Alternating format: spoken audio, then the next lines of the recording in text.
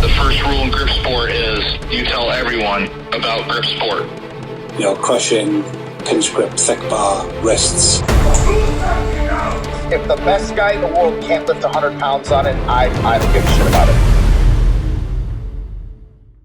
All right, welcome everybody to another episode of the Grip Show, and one of the most anticipated times of the year, obviously going to be International King Kong Grip Challenge. And Eric, was this the 13th year? 13th year in a row, yeah. Okay. Yeah, just double checking I was right on my numbers. Yeah, I mean, it really is. I mean, it's the biggest grip competition in the world. I can't think of anything else that has the level of participation. With over 40 venues this year, you'll kind of expand on some of this in a second, but with that many competitors spread out, across the world, I don't think there's ever been that much involvement. And I mean, King Kong's pretty much been the premier multi-venue competition, biggest grip competition since it's started, but it's only grown. And I can't think of anything else that's bringing that many people from that many different regions together.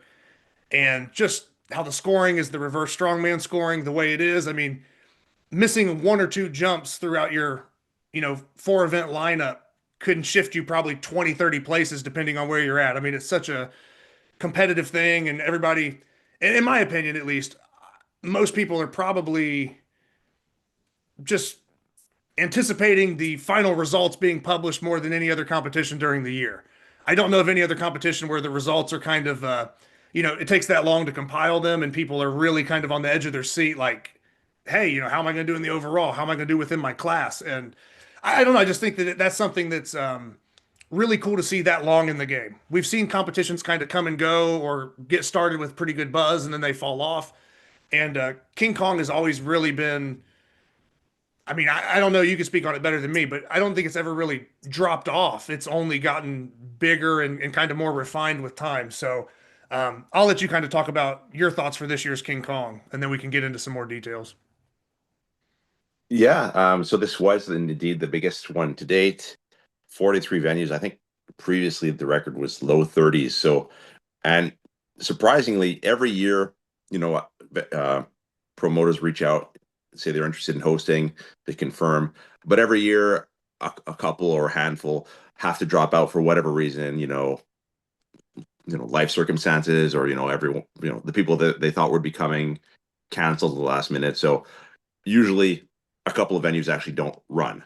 This year, every single confirmed venue ran, 43.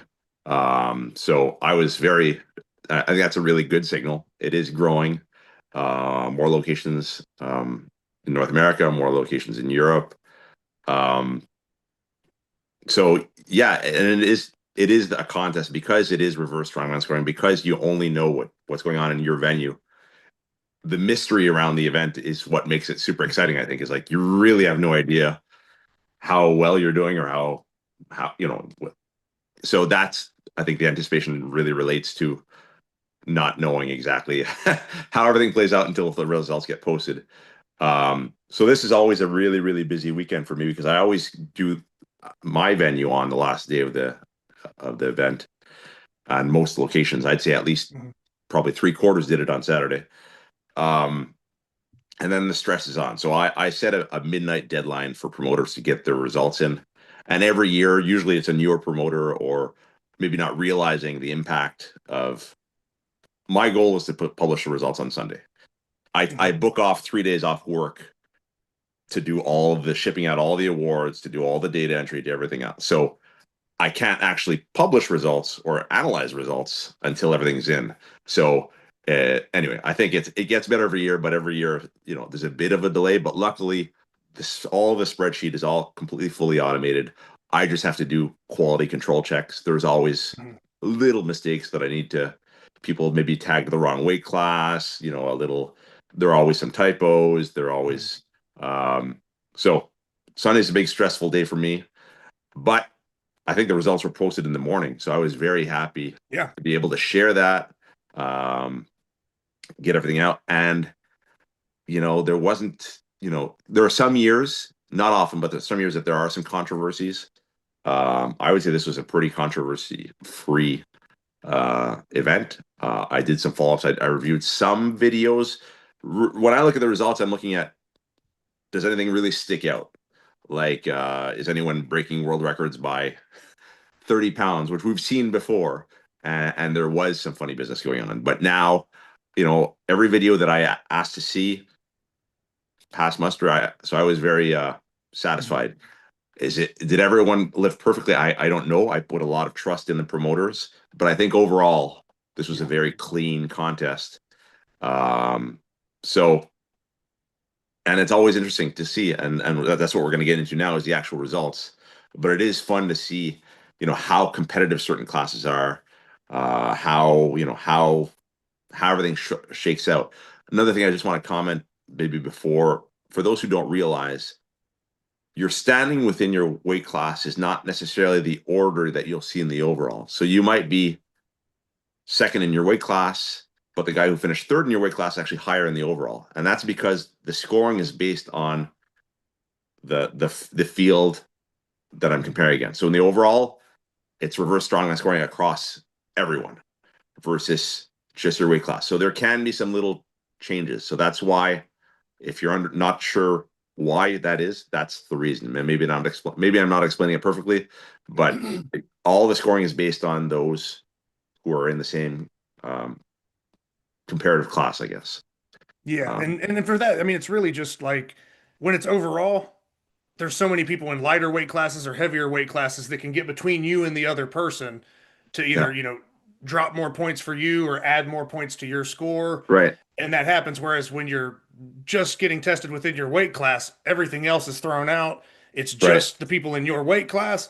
And there might not be as many of people, I guess kind of getting in between the lifts, So there's several instances with like Trey, where I mean, he lifted with you guys, I think. Yeah. Or so with like Trey or like Zach Stanowitz, where they were in my weight class, and it was like I think like Zach beat me in the overall, but then I beat him in the weight class, and I beat Trey in the overall, but then he beat me in the weight class. So it was like very like Right. razor close, but there was those, little just people switching spots based on class and overall. There's just Yeah. it depends on who lifted better at what from these other classes that kind of shuffle Exactly. where you're Yeah. at. So yeah. Yeah. I don't know. Do you want to start just with the men's overall to start? Yeah, I think that would be fine, kind of hit some overalls and yeah, and maybe just talk a little bit about at least like top 5, top 10 maybe, just to sort of, kind of let people know who finished where, but at least probably the top 3, I would say. Yeah. But Well, this year it was a new King Kong. Ross Boyle from England. I think he finished third last year, I yep, believe. Uh, tiny. and he won, and it was a dominant win. Like, he's got a total score of 12. So Mhm. in King Kong, the lowest score wins. So that means on average, that's like third, 3 points per event. That's really, and he won 2 events. He Yep. won the Crusher, and he won the Thumblaster. Thumblaster. Yeah. So 12, second place was 43. So it's not like this was a close contest for first. It was a pretty dominant performance. So well done, Ross. I had a chance to meet him at the Olympia a couple of weeks ago. Oh yeah, yeah. Big guy, and he won the Olympia too. So he's obviously having a great year. Oh, yeah. So yeah, he gets the title King Kong of Grip this year. Out of 295 men, he was the number 1. And number 2 was actually my prediction to win. Mhm. Harry Talonen. He got second last year. Unfortunately, he has to suffer for us. He has to take second again this year. I think it's probably just a matter of time for him because he's just so consistent. And yeah, so He was second yeah, last year. I don't know the margin, but yeah, he was second last year. He's really like always right there. yeah, I and mean, he's won his class many, many times. I don't know how many, but yeah. he's won his class many times. Alexei Tukalov, he's a 2-time overall winner of King Kong. He's also super consistent. He has no weaknesses. He really is strong at everything. The overall top hub lift.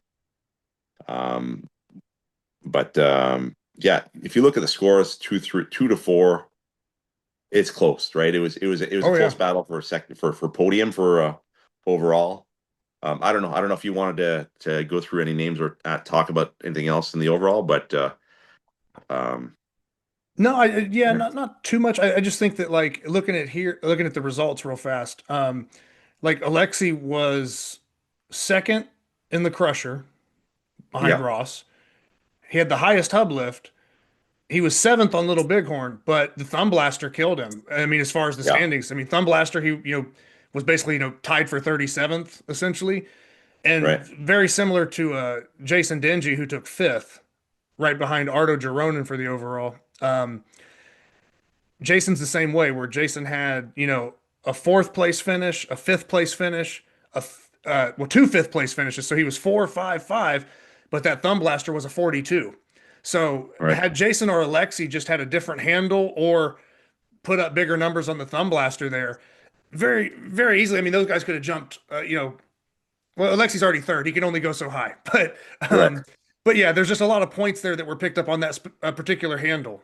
And then, And yeah, it's a new event, and I don't think Alexi had even touched it. If he had touched it maybe once, maybe at the training hall, yeah. but he had no time on it, and I think that's the case for many of the people who in this. It's the first big event to feature it, so not everyone has access to the tools to train on. So I think it's not surprising that it's one of the events where you'll see that variation. Yeah, and then just to round out the top 10 really fast, Thomas Larson in sixth place, which is not really a surprise. Thomas does very well at this. I think he might have won his weight class this year also. I'd have to. He actually got Oh, third, and that's one of the funny was things. he third? Okay. Third, but he had a monster Little Bighorn, which is why it really helped his Okay. score in the overall. He got sixth in the Little Bighorn, so Okay. that's another Yeah. example. He actually got third in the 105, but he got among the 105s. He was the highest in the overall. Yeah.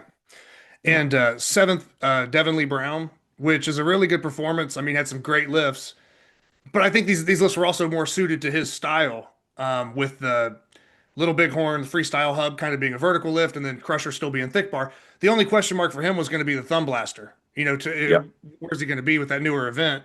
But I think Devin Lee got like 40 something last year, and then he's in yeah. the seventh this year. So the event lineup switching one or two handles or just a different diameter. Oh, for sure. And Sometimes that is enough. Yeah, that's what sometimes that's keeps enough to change it. keeps the contest interesting. These little changes. Yeah. And hats off to Devin Lee being the only guy in 93 or less to make the top 10. Very well Yeah. done. Yeah, and then eighth, Krister Hallert, I believe is the Yeah, pronunciation there. from Norway. Norway, yeah. And then Saku Koronen. Yeah. And then 10th, Tommy Limuth, Gods of Grip. Yeah. Um, and then you and Mad Cow just outside the top 10. So Mad Cow Yeah. 11th, and then you right there in rounding out the honorable mentions of the top 10 with the 11 and 12 there. You guys were right on the verge of it. But yeah, I think that's good for the overall there. But I mean, that kind of covers just how And it's stacked that was. yeah, and if you look at names down the list, top 10, top 20, top 30, it's going to be increasingly as the sport grows and we get more and more competitors to make the top 10. Like a lot of these names you would think, wow, for sure they're going to be top 10, but there's just so many guys now that not everyone can make the top 10. So, because there are some very notable names as you go further down the list, Yeah, I all the mean, way down. I mean, there's people that yeah, I mean have actually won their weight class in King Kong, and they're not even in like the top 60 or 70 actually. exactly, exactly. You Yeah, know, for the overall. So yeah, it's just that's also the anticipation we're talking about. I mean, it's just such a and not like a roll of the dice because we kind of know where some lifts are going to be and who's going to do what to some extent. But yeah, there's somebody that could have won their class last year and now they're like eighth in their class and they're not even close. Or somebody could be in 40th last year and now they're in the top 10. So it's when there's this many good people all showing up and just almost anything can happen. It sounds kind of cliche, but really almost yeah, anything can happen with these scores. One mislift, one injury, just it could change so much. So yeah. yeah, I think it's why it makes it one of the best competitions there is, or particularly the most successful competition, particularly this format. There's not any other competition that's running that kind of format to this level and getting this participation and these kind of people. And I'd love for everybody to be in the same room, but we can't get 400 people on the same day from a million miles away. Right. It just can't happen, you know. And this is, I think, as of now, I mean, this is absolutely the best way to really measure where everybody's at, you know, kind of a yearly check-in almost. Now the events are going to shift, and you know, some people will have better matchups than, you know, that's the sport. That's every event you go Yeah. to. Um, but to really, and also just for kind of like getting data on the handles. I mean, just this is another year with Little Bighorn. Now we're starting to see, you know, probably thousands of people that have lifted on Little Bighorn now versus, Yeah. you know, oh, there's only 60 on the whole list.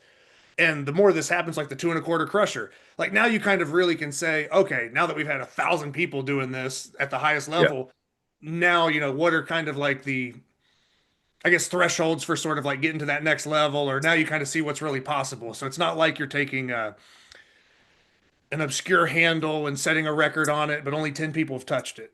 Now, Right. not only are we, you know, kind of seeing how each individual lifter's shaping up, these devices and implements are having more data on them, pushing records further, or kind of reestablishing what's a good lift anymore. It's kind of Right. like it is. It's almost like in my opinion, it almost speeds up the evolution of the sport because you get such an influx of big lifts and strong people that it almost like, you know, how many little competitions would you have to hold, Right. you know, to measure up to this? And it's just like that one, you know, couple weeks, you know, window, and boom, you're, I don't know. It almost seems like it's just pushing the, you know, the one competition can almost fast forward like 2 years worth of results almost in one thing. And it's just exciting for me. I don't know. I like kind of like looking at it that way. So, The other thing I'll just mention right now is we didn't mention that Devin Lee had the top Little Bighorn lift, yep. 119 kg. Now I expected it would probably be either him or Luke Raymond or maybe Tim Butler. I don't think Tim competed, And I don't think, but in the end it was Devin Lee, and then right behind was Luke. So yeah. it is super impressive though. These are lighter guys, and Yeah.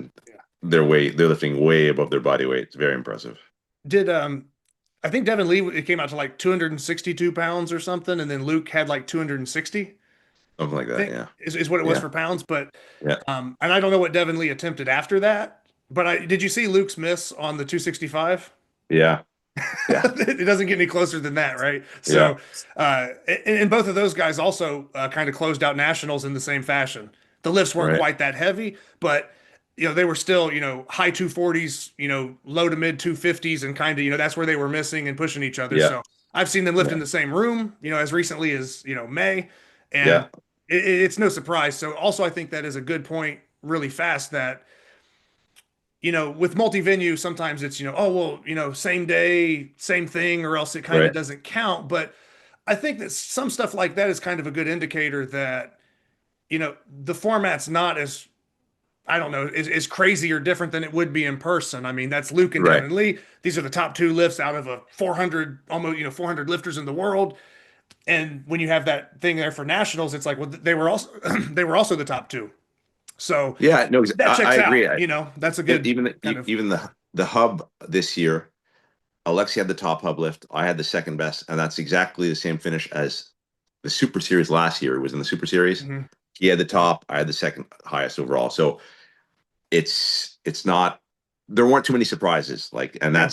that's what I'm happy to see, because it reinforces that I believe that, you know, it's not, everything's on the up and up. You know, it's Yeah, not. no, for sure. I Yeah. just wanted to point that out because oftentimes multi-venue gets looked at like, well, it's hard to know what people are really doing, and Yeah. you know, or oh, so and so always does a little bit better when they lift at home or something. Like, no, like when you start seeing the people that are out there traveling and then they're doing it, that for me, a lot of these results lined up pretty much like you said, kind Right. of no surprises, and I think that is reassuring for the competition format.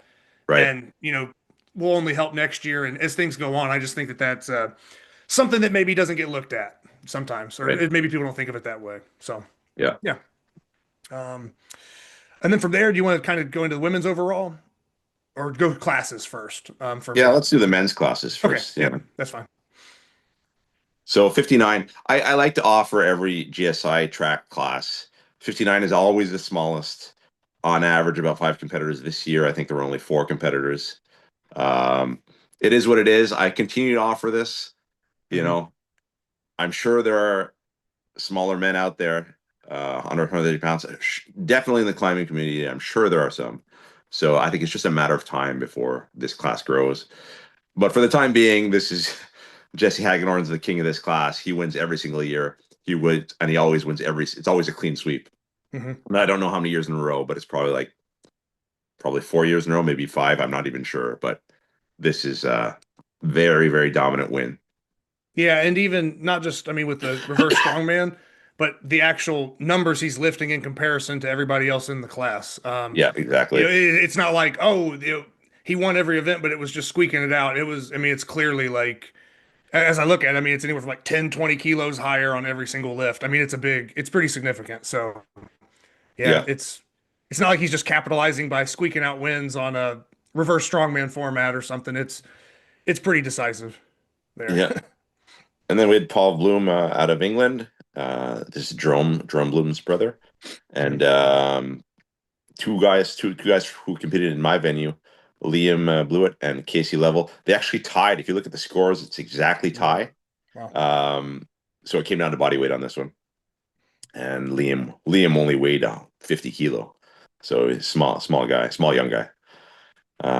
Yeah, 66. That was a little more interesting because Sergio from Chile, he won this class last year. He got third this year. Chris Di Stefano, he's out in England. I don't know much about him, but he's clearly a strong guy. And then I met Christian White at the Olympia. So this is a new guy out of Albuquerque. Very, very strong for his body weight, and he did beat Chris on the hub. But once again, if you look at the scores, it was pretty clearly a 1, 2, 3. Yeah. Yeah. 74 gets a little more competitive, and it doesn't get any more competitive than 1 and 2. So Clint Ziegler, who won the pound for pound title, which is super impressive to me. I don't know how he's maintained this. Whose weight? It is very, very impressive. But Clint and Matas Zabulis from Lithuania, they once again scored. They tied on score. They each won 2 events, and they each got second in 2 events. So I couldn't even break it with a tieback method. I had to look at body weight, and Clint was just a couple of pounds lighter. Wow. I didn't realize that looking at it the first time. I just assumed off of Clint's numbers that he instantly was like, 74, like that's an easy win. No, it was. I didn't realize that was that close now until you brought it up. So, yeah. Wow. Yeah, no, it was. And this Matas, this is only his first year in grip, young guy. So he wasn't. I told him, I reached out saying, do you understand why you're a second? Because this is what happened. He goes, no, I got it. I read it I understand. I saw it in the rules document. And he says he's not too worried. This is his first year. It's just motivation to come back stronger. Man, what's that about? Somebody that's new to the sport actually knows the rules of their sport? That's crazy. No, I'm messing around. Yeah. So two super impressive at 74 kg. These really, really impressive performances. And then out of Ukraine, Roman Melnik got 3rd place in that class. So, I don't have the class counts in front of me. I know this had more than the 66, but I don't know exactly how many. But I think the class 31 lifters in this class. Okay, so it's starting to get more interesting. So as you go up in weight, the classes start getting bigger. Yep. There was just in the 74. It was clearly the battle was for first, and then third. The battle for third was actually close because if you look at the difference between 3rd and 6th, it's only from 20 to 25 points. So it could have really gone any way with those guys. 83, Isaac Pitt. I think he was looking forward to this contest. I think this is he reminds me a bit of Clint in that they're lightweight guys with super impressive, especially Little Bighorns. They're really, really, really good at that lift. But he's consistent. He's strong across the board, and he won the class. Isaac out of Australia.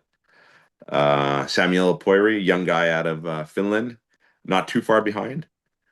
And Johannes, who's won King Kong at least once before, maybe twice, also from Finland, taking 3rd. And then Luca, 4th, but out of Germany. But he was, if you look at the scores, it was very close for 3rd place.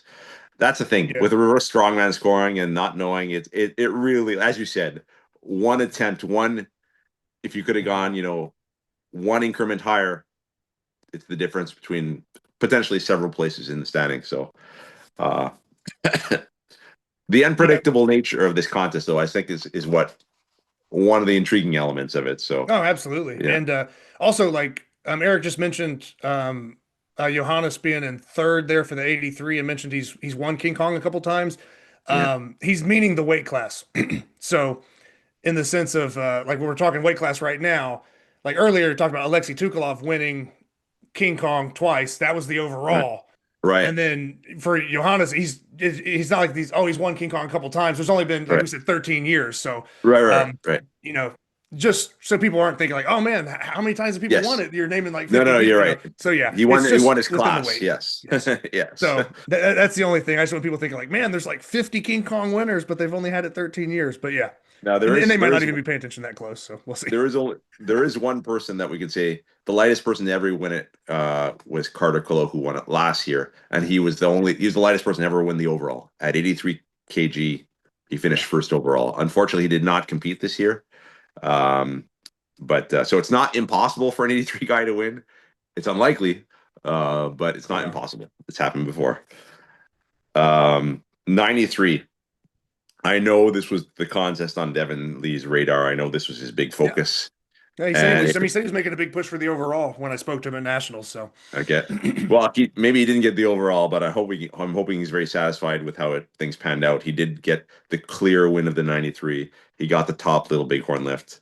So very well done, Devin Lee. Very impressive, winning 3 of the 4 events. That's pretty dominant. Mikhail Panchenko out of Ukraine. He also got second in this class last year, so he repeats second this year.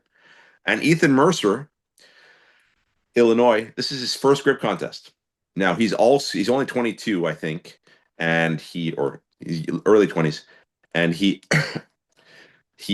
also brand new, got into arm wrestling, fairly recently, and also is making a splash in that sport. So this guy has tons of potential. To do King Kong as your first contest and to make the podium, yeah, that's a big deal. So hopefully he sticks with it. He seemed to be strong, pretty well rounded, and for whatever reason he won the Thumblaster. So I guess that's a natural lift for him. But very cool. He actually reached out to me like a couple of days before the contest. He says, "Oh, I saw there's a venue in Carterville, Illinois. That's really close to me. Can you hook me up with the promoter?" So I'm happy it all worked out. And 2 days later, he competes and he finishes third place. Who was doing that venue in Illinois? Do you remember? Joe Painter. I haven't met him yet, but relatively new. And Ivan Popchenko, who has won the overall twice. I believe. Yeah. He's in a war-torn country. This has been a tough year for him. Sickness, a lot of stuff. So that's why he's never been this light, or at least in King Kong, he's never been this light. So did the I feel 93 like he was injured last year as well. Like there was an injury or something last year, I think, that kind of held him back a little bit. But I think it's just life circumstances is more than anything else. But I'm happy somehow he managed to find a way to host the contest this year. He told me, it's more for fun than anything else. Most of his crew hadn't really been able to train much, but still 4th place in a stacked 93. And that 93 was the biggest class. I think that one had 58. I'm going to double check it. Yep, 58. Biggest class. And these are huge classes for a single weight class. Yeah. That's what's so fun is that you get all this data and you really see, if you want to see where you stand in grip sport at this point, I'm not saying King Kong is the ultimate test. That obviously it's event dependent, but if you finish near the top, you're doing well. Yeah, and every class we're about ready to cover, going from the 105s up. Well, you just said 93 had the biggest turnout, but from 105 all the way up to the super heavies, every class has over 50 competitors. Yeah, as we go up. So every class is over 50 people. Right. So the podium in that, like you just mentioned with Ethan Mercer getting third, that's not an easy thing to do, like your first competition, particularly. Yeah. I mean, especially if you're at another venue where you're kind of like, hey, I'm just going to try my best. But like you said, you don't know who's in everybody's not in the room with you. Whereas if Yeah. other people are in the room, you might be like, man, I got to really push myself. I might need to do more. He's kind of just lifting in his own zone and just doing what he can. I mean, that's all you can do. But you're not really having that like outward motivation, of other people being there, like, well, man, I'm going to go off his jumps or I'm going to try to beat them. You're kind of Right. just doing it yourself, and then you still measure up against 50 other people in your class this good. So, um, yeah, just super deep weight classes where Yeah. generally if you go to bigger like expos or even like a lot of the regionals that we've seen for GSI this year, I mean, you're typically talking, you know, the smaller ones maybe like 20 people, but they're not all going to be in your class.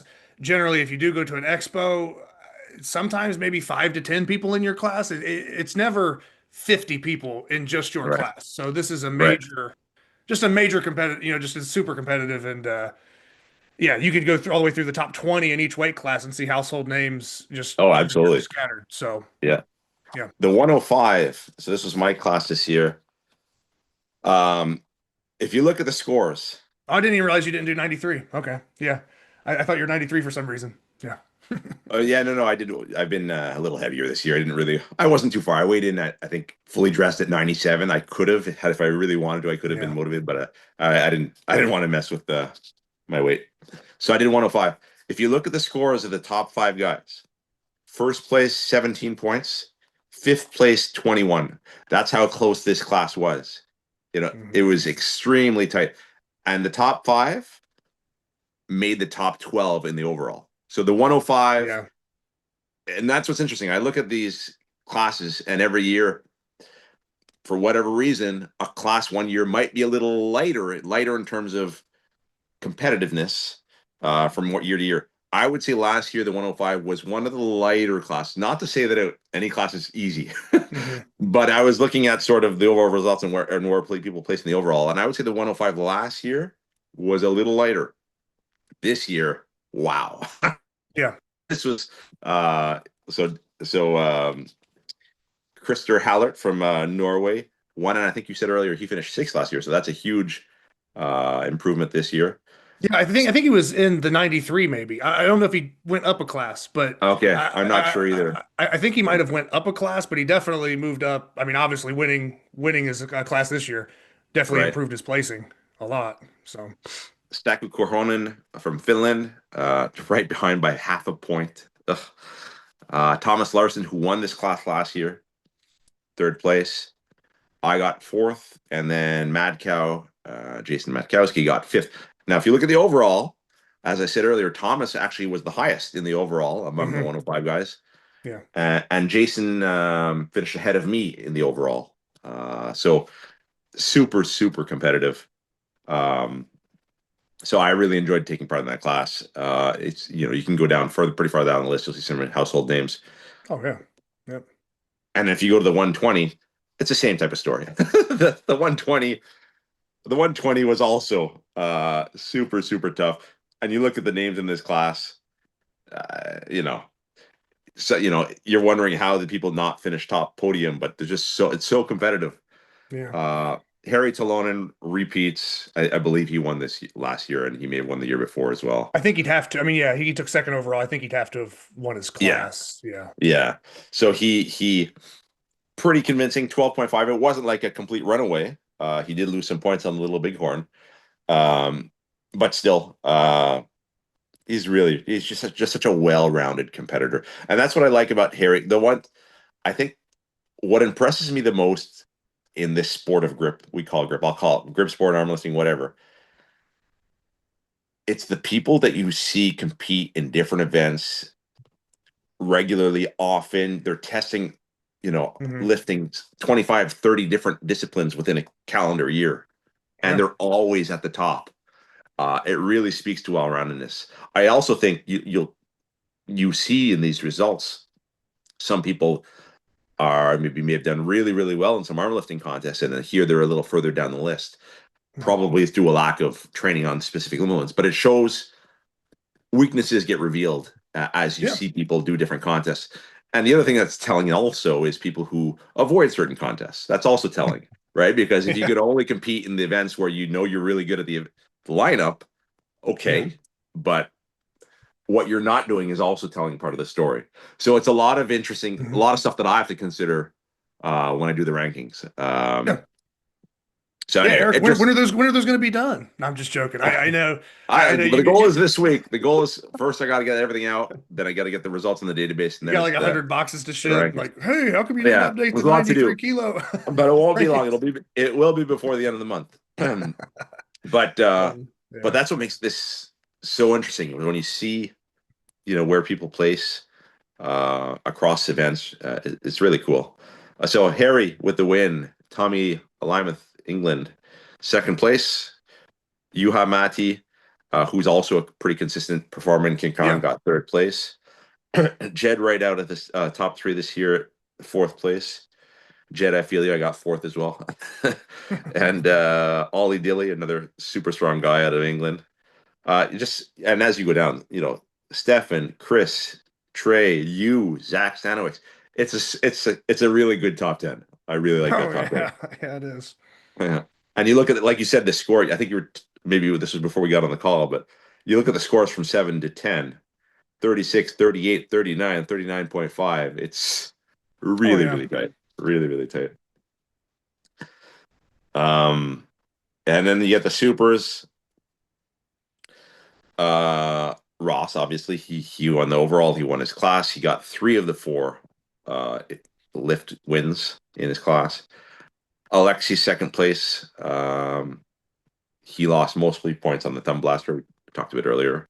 Yeah. Jason, once again, I'm so impressed by Jason. He's just this is a guy. Competes everywhere, every federation, all the time, and he's always right there. So I think he said online this was his highest overall when I think he got top 5. And he says, Got 5th. so I know he's very happy with the result. And Arto just clipped by Jason on this one. 19 Yeah, and plus Arto was Jason. higher in the overall. Exactly. Yeah, 4 and 5, and now they're 3 and 4 in the class. Yeah. Yeah. So just super, super strong classes. And then if we maybe want to quickly go through the Masters. So I had 3 weight classes for the Masters this year. I split it up. The Masters keeps growing. I was gonna say this is the most divisions a Masters classes has had, right? Because usually it's kind of like split by like 1 class or 2 classes. Yeah, it used to be This just was a one little class. more. Then eventually got bigger. I added 2, and then I okay, well, there's starting to be more and more. So I did 3, and I thought it was a not bad break.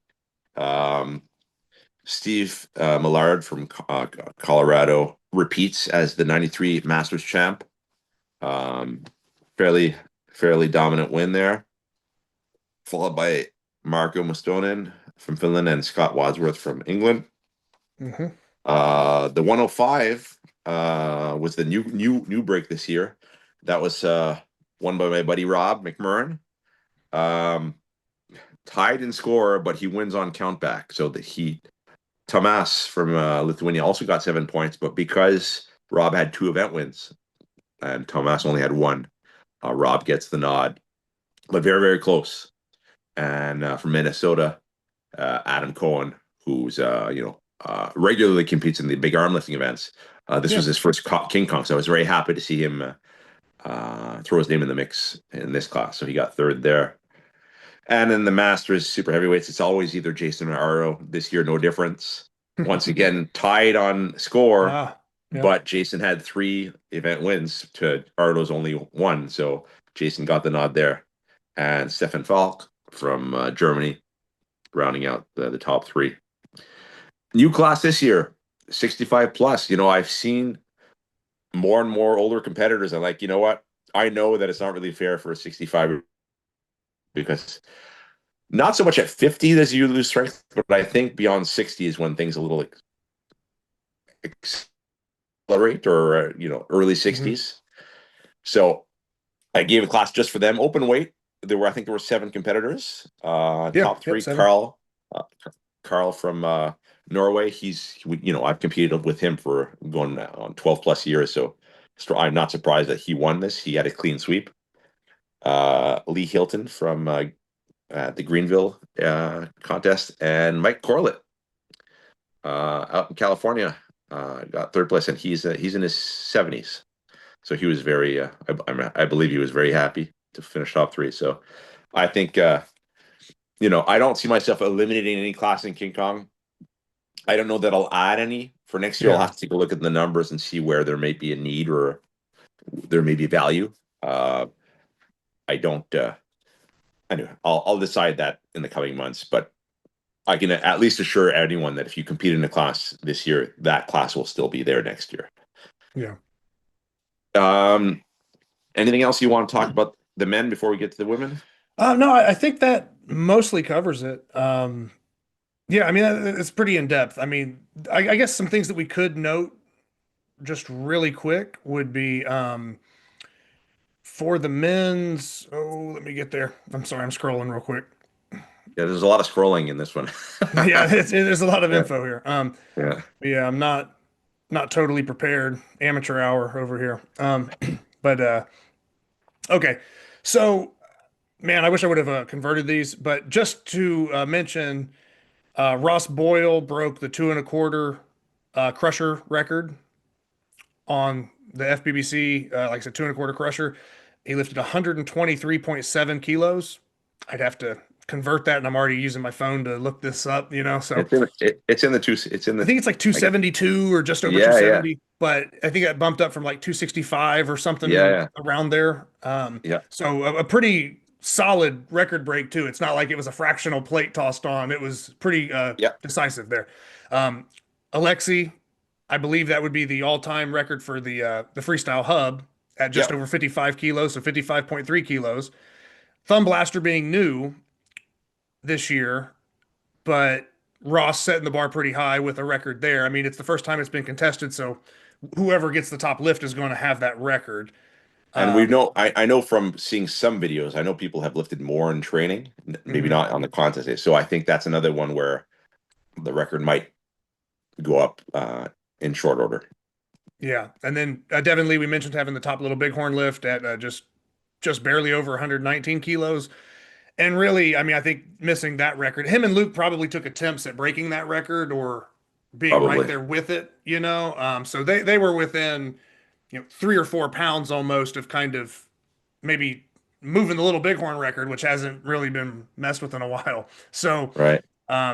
yeah, I just wanted to cover those top lifts right there because there was three records overall, two to Ross, one to Alexi, and then Devin Lee, and then we have like Luke for the honorable mention right there. I mean, the closest Yeah. anyone's gotten to the Little Bighorn record, and since I think Tim Butler did like 259 a couple years ago, Right. this is the first time we've had like two lifters hit 260 or higher on it, and I mean right within 5 pounds of breaking that. So yeah, one little, I don't know, the friction, one little thing like Luke lifting like a 1/4 inch higher, we could have had a new Little Bighorn record as well. So Right. really top lifts going on there. So yeah, we can get into the women's division now. Just wanted to mention some of those records being set. Yeah. So the overall women. So not a huge surprise. Sarah wins the overall title again. I don't even know how many she's won. I think it might be 5. I know around there. I think it's 5, but yeah, I'm Yeah. not sure because I think she was already Queen Kong before I was even in the sport. So Yeah. she's been So winning it before I even knew what this was. So yeah, yeah, I'm it not was sure. almost a clean sweep. Emma Hunt outlifted her on the Thumblaster. But nevertheless, it was quite a dominant victory. So congrats to Sarah once again. She's getting a whole bunch of hardware in the mail sometime soon. Um, Emma Hunt, second place. She won I think she won the 84 class last year. I can't remember where she was in the overall last year, but she's a very, very strong woman. When that's out of the same venue as Ross and Yeah, everybody there in they England's got a like, strong group. They have a yeah, very strong and group. they did last year because I think like Yeah, Oliver Dilly lives with them, so you have like Tommy Limuth, Oliver Dilly, Ross. There's just yeah. So once I see this the city or you see with the venue they lifted at, I'm like, oh well, yeah, she's lifting with those people. So yeah. And Jen had her best. Jen Tippingham had her best King Kong ever third place overall. Well done. Just 1 point under Tammy, who took fourth place. And Tammy, Oh, so once again, is that former teammates? I believe former teammates. right? Exactly. Yeah. Battling it out. All right. And Tammy won the pound for pound, which she's won every single year she's done King Kong. So she remains the person to beat in pound for pound perspective. And then Laura Breakel, who's also from the Gods of Grip venue. Heather McDowell, who has had a really fantastic year with the Super Series and now King Kong winning her class. Marja Maria Lari from Finland, who's also has been doing King Kong for many, many years. Rachel McWilliams, Ashley Munsey, and Megan Galvin rounding out the top 10. Strong group. 62 women this year, which was not a record. I think the record women's turnout was 80, and I can't remember if that was last year or the year before. I think it was last year. It was like Okay. 83 or 84. I'm not sure. Like no one quote me on that one, but I think Yeah. it was over 80, and I thought it was last year because like there's 243 men, and then I think that like 80 plus or whatever is what pushed it over 300 Right. For the total competitor number. Right. Yeah. So women might be a little down. I'm not sure exactly why. Men were up. So I don't think there's much to worry about. The women's side is still clearly growing. I'm seeing it at all the contests I attend. So yeah, I think part of it, with Ukraine being a smaller turnout than usual, usually they get like 6, 7, 8 women, and they only had, I think, 2 this year. So the little differences here and there, but nevertheless, if you make top 10 in the overall, you're doing very, very well. And yeah, so if we just touch on the top lifts here with the women. So Sarah got 3 of the 4, as we said. 72.91 kg on the Crusher. I haven't looked because I haven't done the data entry. I don't know if any of these are new records or increased records, but they're heavyweights at least. Yeah. She also had the top hub lift with 37.67 kg and a Little Bighorn with 76.68.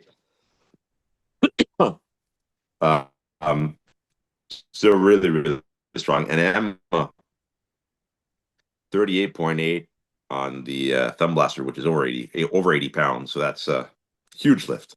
Huge lift. So yeah. Did you want any more comments before we go to the class standings? No, yeah, we go to class. That's fine. Yeah. Yeah. So in the lightest women's class in King Kong, 57 kg, Amina Alec out of my venue, she won this class last year. She won it again this year. It was a clean sweep. She's just she's a climber. She's well below. She weighs 50. So there was a 52 class offered. She's just very, very, very strong for her weight. So congrats to her. And second and third were from Lithuania. I was going to say that it seems like I'm seeing a lot of people from their venue at the top of these classes. Yeah. So it looks like they had a really strong venue as well. Yeah. I think these are a lot of people who have more experience competing in like the arm lifting side in Europe. So it's not like they're new competitors. They're just maybe new to King Kong. I don't know if I'm going to attempt to say their last names, but Neringa and Camille got second and third, and it was a close battle between the two of them for those spots. 63. So this was light for Tammy.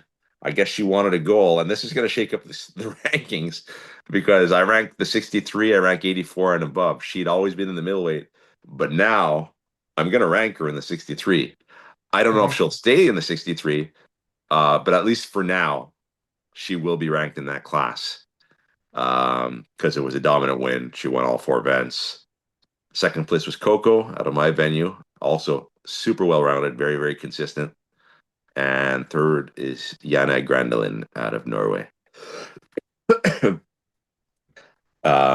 I guess Tammy has to give herself new goals, right? So this year, I guess she got her double body weight axle lift at the Arnold. Now she's won King Kong at 63, having won it at 72 before, and having won, she likes to, I guess, challenge herself. 72, Ashley Sterling. This is another person who's had a great year, both in arm lifting and grip sport. And this was close. Ekaterina from Ukraine, close battle for first and second, but Ashley came out on top, and she won 3 of the 4 lifts, all but the Thumblaster. So, very well done, Ashley. Great year for her. Courtney Jorgensen out of Regina was third. And I do want to point out who got 4th. Ella Shorey Charles, Ottawa. So Ella is a competitive climber.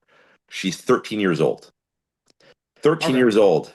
So we'll briefly get to the kids' results, but for her to finish 4th out of a field of 9 women at the age of 13, I think is extremely promising for her future. And some of this I know was just because I had 29 people in Ottawa, I was limiting the number of trips to the platform, and she just ran out of attempts. So I think she on some of these she could have gone even further because she doesn't have that much experience training on them. So I think Ella has a bright future in this sport should she choose to keep going. 84, Emma Hunt with the win, successfully defending her title. Clean sweep for her, won every single event.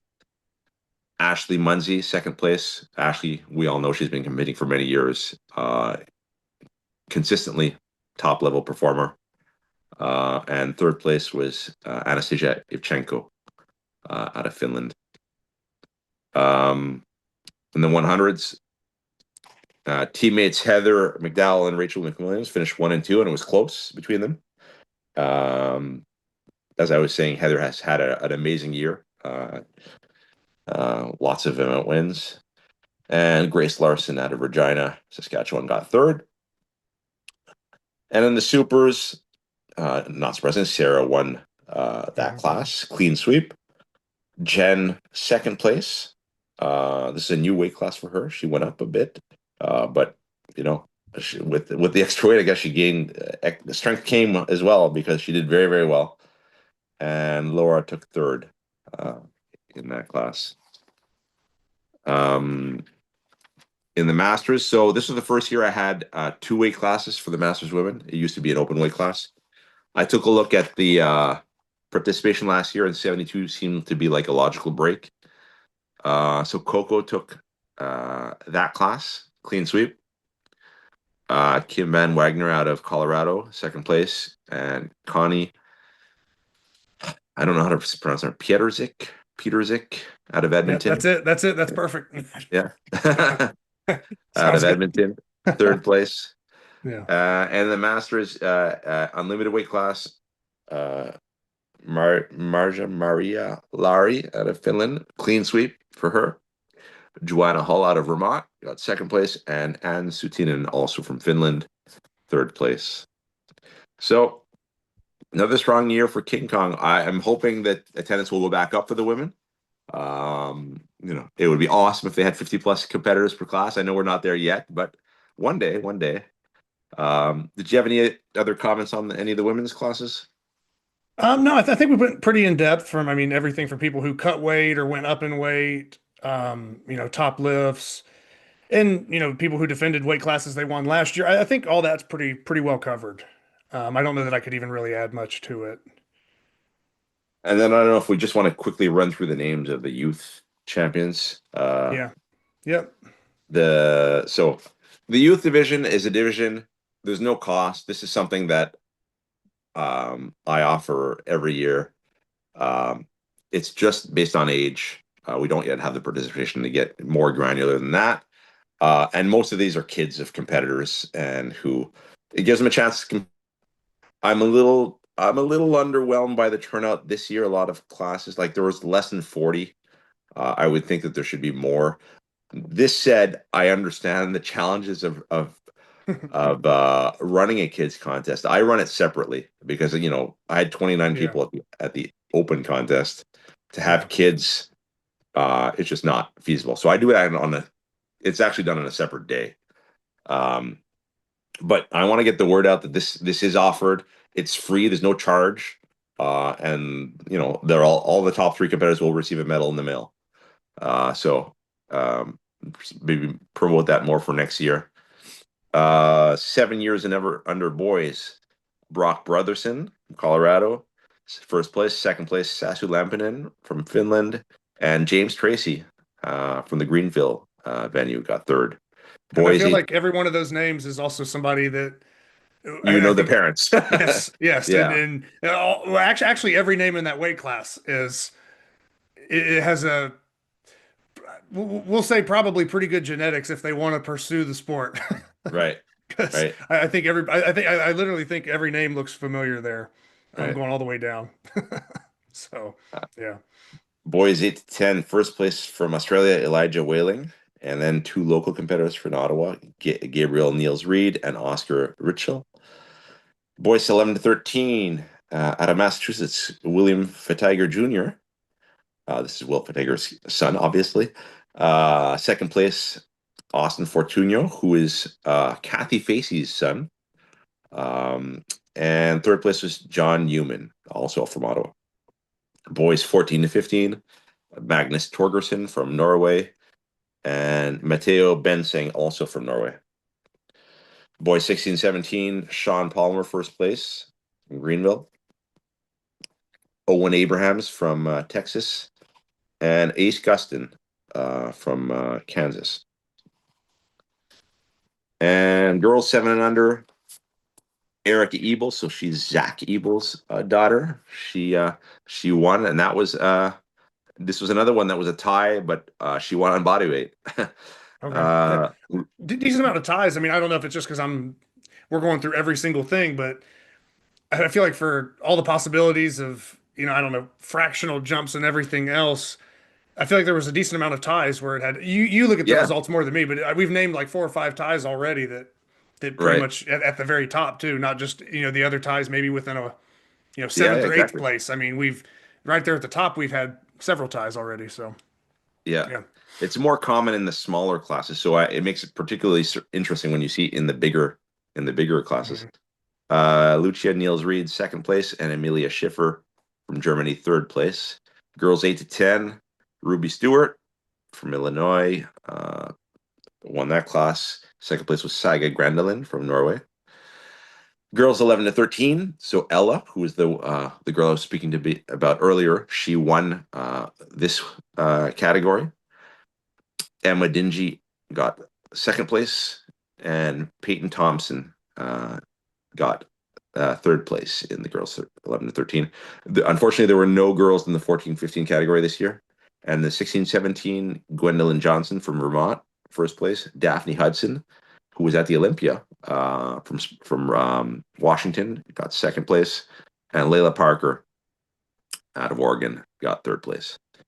So, congrats to all the young competitors. As I said, you'll be getting a medal in the mail in the next week or two. Yeah. So overall, that's good.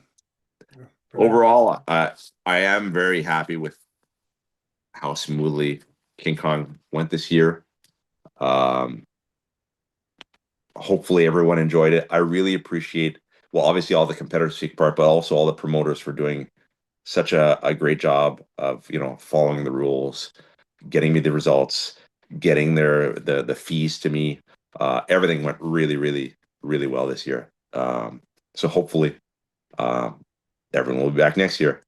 You can look to me to contact you for an event reveal in early January. I have not decided. People are already reaching out to me saying, what are the events next year? What's happening next year? Yeah. I'm not committing to anything this year at this point. There will be changes. I can guarantee that there will be changes. But this all will be decided and revealed in early January, which will then give everyone, almost a full 10 months to train, get the equipment if necessary. So this is King Kong for me is the end of a busy competitive season. I take a break between well, for the next 4 months, basically. My next contest is will be the Arnold. Okay. I think a lot of people are sort of in that group. I know there are some contests. I actually there is the Napalm's Nightmare. It's more of a, this is a contest I'd like to do. It's just not, I just feel my body needs a break at this time. So Yeah. it's just a timing thing for me personally. But that is a, I would like to compete in that because I think I Well, think I you do do very not, well at it. I I mean, think I do not bad. Yeah. those are good events. I mean, there's not Yeah. many lineups where I could say, oh, that's not a good event lineup for Eric. I mean, we could Right. probably come up with one if we Right.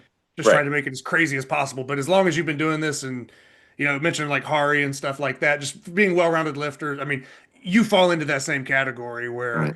I mean, any lineup, you're going to be right there. And it's been proven time and time again. So, yeah, but particularly that one with the two thick bar events, I mean, that would be great. And then your pinches, I think it gets overlooked these days. Before, I feel like in the past, it was like, oh, Eric, thick bar and does this. And Right. then, all the pinches where you could maybe get some points. I don't know that Right. that's even really true for many people anymore because it seems that the thick bar's even higher and then the pinch is Right. like Right. still, I mean, Right. top level. So it would be cool if you did do that one. But yeah, Yeah. I totally understand the reasoning as far as scheduling. Yeah.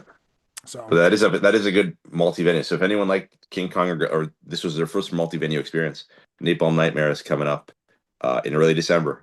So Yeah, well, and with King Kong being all single hand events, the yeah, Napalm those, I Nightmare mean, is all two hand events. So right. if you're better at two hand events, or you feel like you can throw a little more body into some of the bigger pulls, maybe that And lineup will help you. two-handed, but they're not deadlifts from the floor. They're a little higher up, so they're for people who are worried about their back. I think obviously the weight gets heavy, but it's not as hard Yeah, it's a as an shorter axle range of lift. motion. Yeah, I mean, compared to exactly. a Yeah, full deadlift or anything right. like that, you're kind of doing and also the weight is centered between your legs with the loading Exactly. pin as opposed to Right. being loaded out on a barbell. Right. So yeah, I think it is probably The even six though the inch lift. weight's It's a good middle ground between the two. I really yeah. like the Napalm's Nightmare. Yeah.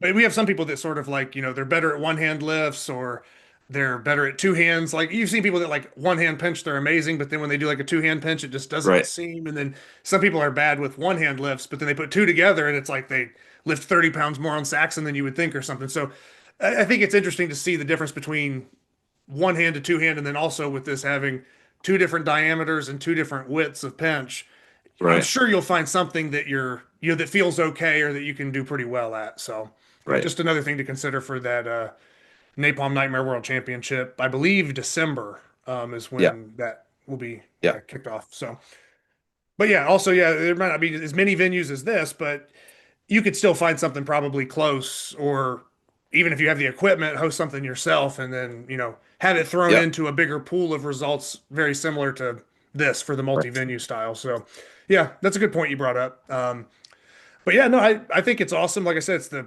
biggest grip competition. I think it's the strongest grip competition, and most anticipated. Like you said, there's people already wanting to know what's next year's lineup. I mean, it's such a big buildup. Some people base their whole year around the competition too. I mean, as opposed to, some Right. people, oh, I'm doing the Arnold or I'm doing this. To some people, I mean, King Kong is Right. bigger, or they've done King Right. Kong religiously and they don't even mess with the other events. So it's Right. it's just a prestigious competition that seems to only be improving. And that wouldn't be the case if it wasn't for you doing such a good job with the stats, the standings, getting the errors, if there are any that ever pop up, resolved really quickly. You're in constant contact with all the promoters, ensuring that things are being ran smooth, or if they need help, you're, just working all that stuff out. So I just think it's very professionally ran, and I don't think it's like an accident that it is a success. I think Right. it's your hard work behind the scenes. I think it's a lot of the factors we've named throughout the show, how tight the standings are, how many people are doing it, the accessibility of not having to travel a million hours to get somewhere. So Right. I really just think it's an awesome formula, and yeah, I'm not sure if it wasn't a competition. I don't know what else could ever fill that void. It's Right. really one of a kind, and that's something that you know is really just the how would I say it? It's basically just the product of like your hard work all these years. So Yeah. yeah, Well, so thank you very much. congrats on you. Thanks a lot, Zach. Just FYI, today, I don't know if this is going to be posted today, but right now we are Tuesday morning. Um, Everything's going out today. So I would say North Americans will get the packages in the next couple of weeks. Europe will take longer because it's getting really expensive. So most of this is going by boat. So Mhm. unfortunately, you might have to wait a while, but it is going to be on the way. You will eventually get your medal if you place top three. So all the results targeting to get in the database tomorrow. I can't 100% commit to that, but it'll be Mhm. soon. And rankings as well by the end of the week. That's my goal. So Okay. yeah, Yeah. And no, thank you for all that, because like I said, it's more than just, looking at a spreadsheet. I mean, you're having to collect money from right. venue to everything else to shipping these, prizes to who knows how many different addresses. I mean, I've Yeah, just sold a couple weights or something or a couple blobs out to people, and it's a pain just to go do that. So I can only yeah, imagine the amount of work that you're doing that's not even really related to the competition. I mean, it is, but it's, packaging something, writing a label. right, Like there's so much that's going on that I don't think people realize when you're just looking at, oh, here's the results on Gripboard. Like right. there's so much that comes with it where you're going to be, I mean, you're going to be busy for probably the next week or two sorting stuff out or Yeah, making sure that it's, going the way it should be. So it's a lot more than just a 1 day thing or just a quick upload of some numbers. It's a big task. I mean, anybody that's promoted a single venue competition, I think understands what it is to host and promote a show. But yeah, this is it's wild. So yeah, I wish there was a way I could help more or do whatever. But yeah, it's it's probably the most work anybody's doing for any particular yeah. competition. But to be honest, it does get easier every year. So Yeah, you know, as you anything you do it more, over and over, you find ways to do things a little more efficiently, a little better. So it is getting it's a lot of work, but it's not. It's getting too better. crazy. Yeah, Okay, well, that's good to know. At least you have like some kind of formula you're doing that. yeah, Yeah, doesn't make it too big of a pain. But no, yeah, yeah, congrats to everybody that placed, well at this event and, set records or weight class records. I'm sure there'd be a lot of stuff that we didn't cover when things get put in the database. We might see different things as time goes. But yeah, another successful year, 13th year of King Kong, and yeah, hopefully next year will be even bigger and better. And it's interesting to have a new winner, with right. Ross and Yeah, Sarah's, kind of being dominant on the women's side still.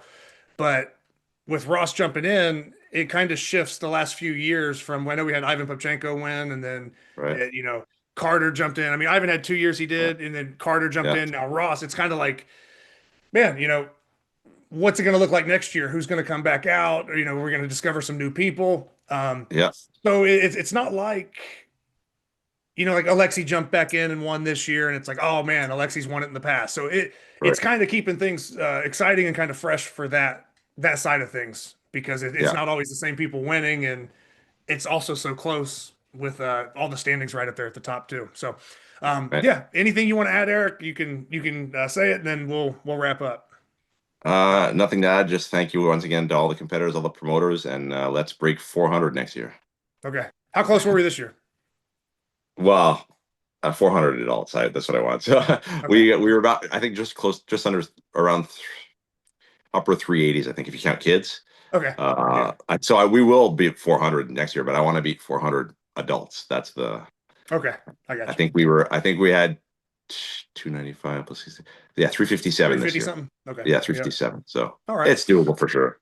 okay, yeah. And one day, maybe 5 years from now, 10 years, we're gonna have 1,000, and breaking the top 100 will be like a huge thing. Like, I don't Yeah. know. I don't see. I definitely see that as being possible as Yeah. more people discover grip and discover this event. Yeah, no, it wouldn't surprise me at all. So yeah, Yeah. we'll keep pushing towards that. Yeah, thanks everybody for tuning in, and yeah, be on the lookout for a lot of those updates in the database, or maybe even a rankings episode when Eric gets that stuff sorted out. So yeah, just stay tuned, and we'll bring the news to you the best we can. So yep, thank you for listening.